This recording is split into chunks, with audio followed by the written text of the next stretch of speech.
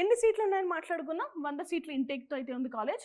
Karimnagar quota సీట్లు 50, management quota సీట్లు 35, అలాగే ఎన్ఆర్ఐ కోటా సీట్లు 15 ఉంటాయి. ఓకేనా. అసలు ఫీజులు ఎలా ఉంటాయో మాట్లాడుకుందాం. మనకి ట్యూషన్ ఫీజుతో పాటు ఇతర ఫీజులు కూడా ఉంటాయి కదండి. రిజిస్ట్రేషన్ ఫీజు అండి, అదర్ ఫీజు, అలాగా student amenities fee, miscellaneous fees ఇలా ఉంటాయి కదా. కేటగిరీ ఏ వాళ్ళకైతే 14,300 రూపాయల వరకు, కేటగిరీ బి వాళ్ళకైతే 4,40,000 రూపాయల వరకు, కేటగిరీ సి వాళ్ళకైతే 7 లక్షల రూపాయల వరకు మనకి ట్యూషన్ ఫీజు అవుతాయి. ఇతర ఫీజెస్ ఎలా అవుతాయి? 40,000 రూపాయల వరకు కేటగిరీ ఏ వాళ్ళకి, సేమ్ కేటగిరీ బి వాళ్ళకు కూడా 40,000 రూపాయలు, కేటగిరీ సి వాళ్ళకు కూడా 40,000 రూపాయలు.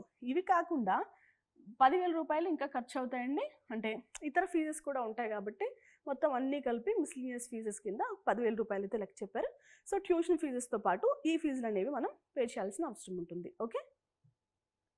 Doctor Sudha Nageswara Rao Siddhartha institute of dental సైన్సెస్లో మనం చదువుకోవాలి అంటే కనుక బీడీఎస్ కంప్లీట్ చేస్తాం. ఇప్పుడు ఎండిఎస్ కోర్స్ గురించి మాట్లాడుకుందాం. ఎండిఎస్ చేయాలంటే మనకి ఏమేమి ఎలిజిబిలిటీ ఉండాలో మాట్లాడుకుందాం. సో ఫస్ట్ మనం బీడీఎస్ అనేది కంప్లీట్ చేసి ఉండాలండి.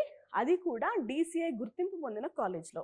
అండ్ ఇంకొకటి ఏంటంటే కంపల్సరీ 1 year రొటేటింగ్ ఇంటర్న్షిప్ అనేది చేయాల్సిన అవసరం ఉంటుంది బీడీఎస్ తర్వాత. ఓకే.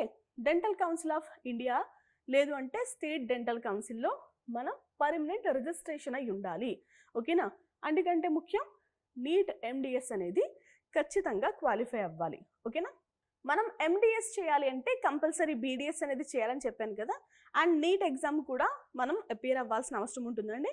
ఇంకా BDS సర్టిఫికెట్స్, ఇంటర్న్షిప్ చేసిన సర్టిఫికెట్స్, అలాగే నీట్ MDS కోర్స్ సర్టిఫికెట్స్, అలాగే DCI లేదంటే స్టేట్ రిజిస్ట్రేషన్ ప్రూఫ్ కూడా మనం సబ్మిట్ చేయాల్సిన అవసరం ఉంటుంది.